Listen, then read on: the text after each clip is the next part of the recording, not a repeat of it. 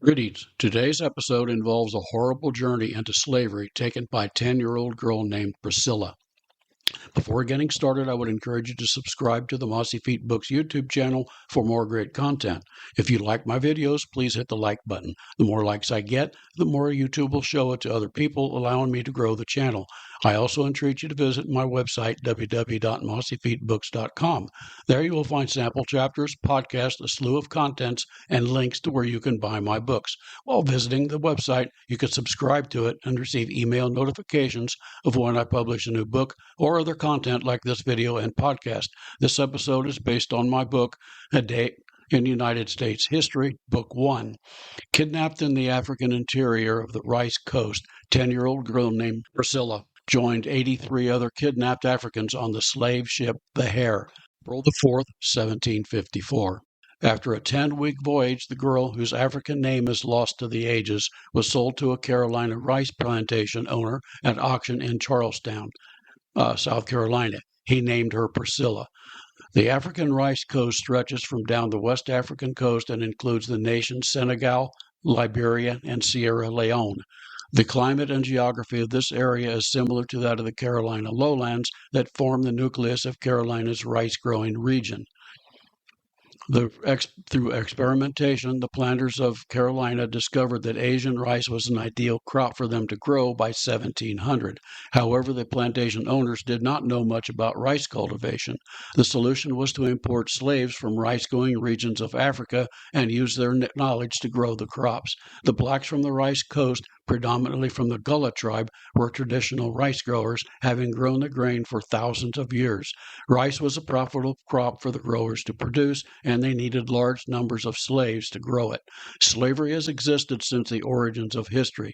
In Africa, as in other places, it was customary for African kings to enslave the people they captured in battle. This practice became profitable for them when they discovered that European slave traders would pay for the slaves with trade goods that the Africans needed. Thus, they would form expeditions to range into the African interior to capture people to sell to the slave traders. It was just such an expedition that captured 10-year-old Priscilla. Those that captured her took her to a structure known as a slave castle. This one was the one called Bunce Island was her destination. There were about 40 of these slave castles along the rice coast of Africa. Between the years 1500 through about 1870, approximately 12 million people were captured in Africa and sold into slavery. Between 400,000 and 700,000 of these ended up in North America. About 40% of these ended up at the Charlestown port. Historians know about Priscilla's story. Today's episode involves they have uncovered letters and bills of sale that document her journey.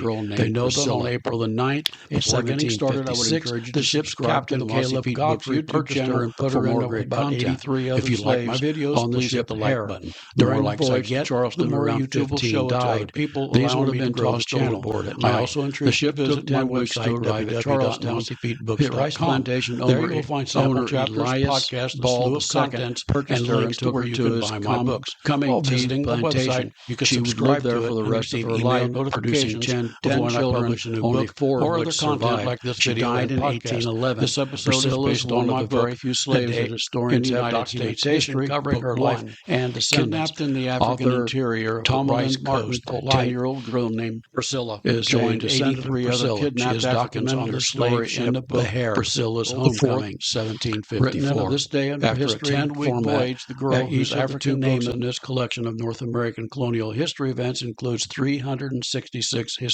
historical stories. The historical collection of tales includes many of the well-known as little-known events in the saga of the United States. The easy-to-follow This Day in History format covers a wide range of the people, places, and events of American history. It's the first book in my series, 366 Days in History series. Each book includes 366 stories. It is available, along with many other titles, on gardening, Indiana places and history, and United States history on my website. I hope you enjoyed this podcast, and thank you for listening.